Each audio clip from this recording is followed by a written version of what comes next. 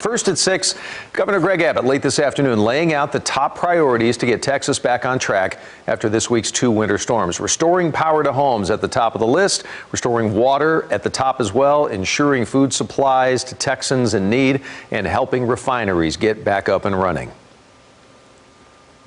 We know for our fellow Texans, this past week has been an enormous challenge, maybe unlike any challenge that you've ever dealt with before. It's been far too burdensome for the lives of all those affected.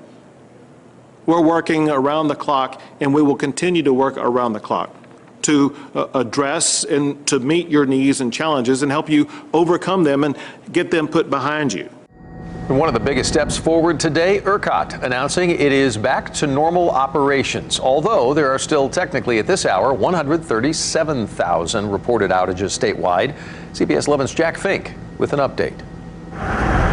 After millions of Texans suffered from widespread power outages this week, some good news arrived this morning as leaders of the state's power grid operator, ERCOT, held a news conference. Yeah, I'm sorry to interrupt you. We just got the notice from our control room that we have left the last stage of emergency operations. Even so, companies are still having crews restore power to residents and businesses left in the dark from previous rolling outages or from storm damage, such as ice downing power lines. Also Friday, President Joe Biden announced he was having FEMA expedite Governor Greg Abbott's request for a major disaster declaration.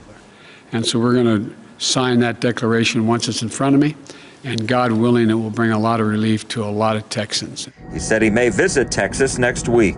If in fact it's concluded that I can do it without creating a burden for the folks on the ground while they're dealing with this crisis, I plan on going. Back in Texas, ERCOT CEO once again defended their actions this week. Amid harsh criticism, he said had they not ordered controlled outages, the state's power grid could have sustained a catastrophic blackout that could have taken weeks, even months to repair. He also agreed with Governor Abbott's call to mandate weatherization of the power system. I think it was a really productive step to get the legislature, to direct the legislature, encourage them to look at that right away on an emergency basis. Besides a potential presidential visit next week, ERCOT will be holding a special board of directors meeting on Wednesday. And on Thursday, the state House and Senate will each hold hearings at the state capitol on what happened this week. Jack Fink, CBS 11 News.